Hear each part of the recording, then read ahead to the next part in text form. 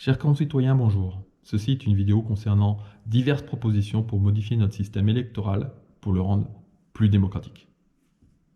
Avant toute chose, il est nécessaire de modifier la Constitution pour valider toutes les idées qui vont suivre. Pour montrer cette rupture, une 6e République doit être mise en place. Je ne comprends toujours pas pourquoi il n'y a pas une obligation d'avoir un casier judiciaire vierge pour être candidat à une élection. Pour ma part, celui qui doit nous représenter doit être irréprochable selon la loi. Je ne comprends toujours pas pourquoi le vote électronique n'existe pas. Avec différents systèmes, comme les authentificateurs et les lecteurs d'empreintes digitales, les citoyens pourraient voter où qu'ils soient. Cela éliminerait le phénomène d'absence chez les abstentionnistes. Vu le discours politique d'inciter un maximum de candidats aux élections, autant tout bonnement réduire le nombre de parrainages pour l'élection présidentielle à 100 par exemple. Je pense que nos élus sont capables de faire la part des choses. J'ai l'impression que ces 500 signatures peuvent arranger ou déranger en fonction des calculs émanant des sondages. Il est si simple pour un grand parti d'étouffer les diverses émergences en incitant leurs élus à suivre une ligne de conduite obligatoire sous peine d'exclusion de ce même parti. Tant qu'on y est, validons l'inscription du vote blanc dans la comptabilisation des suffrages. Ça changerait énormément de choses. J'irai même plus loin, en rendant le vote obligatoire, comme en Belgique et 21 autres pays dans le monde.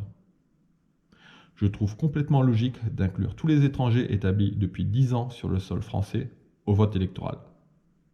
En revanche, au vu du nombre d'élections et au coût que cela représente, je suis d'avis de faire qu'un seul suffrage tous les 5 ans, celui pour sa commune. Cela signifie que pour toutes les autres élections, il n'y aura qu'un mode de suffrage indirect par 35 000 maires environ, les maires d'arrondissement de grandes villes y compris. Il serait nécessaire que ce vote ne soit plus à bulletin secret pour que chaque citoyen sache à qui il a donné son vote et pourquoi. Revenons à l'élection au suffrage indirect pour la présidentielle. Afin d'avoir une représentativité de plus de 50% des voix, je suis partisan d'avoir au second tour les 4 candidats ayant eu le plus de voix au premier tour. Les consignes de vote ou les magouilles politiques seraient grandement diminuées. Mieux encore, les 2 candidats ayant eu le plus de voix seraient élus pour le premier président de la République et pour le second vice-président.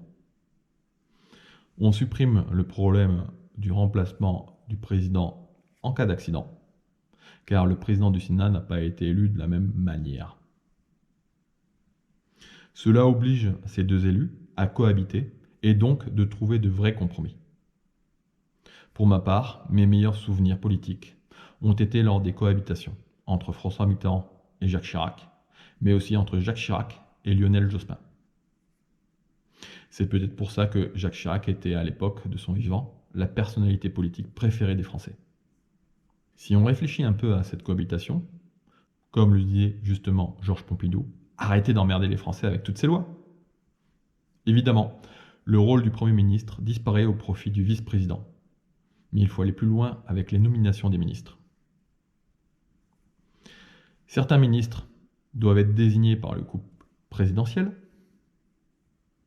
En revanche, les grands corps de métier éliront leurs ministres. Imaginez un ministre de l'Éducation nationale élu par ses pairs. Tout le personnel dépendant de ce même ministère.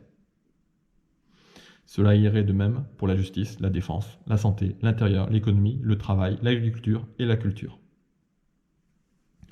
Pour rendre le tout encore plus démocratique, chaque corps de métier pourrait dénoncer son ministre à tout moment si 10% des électeurs demandent sa destitution.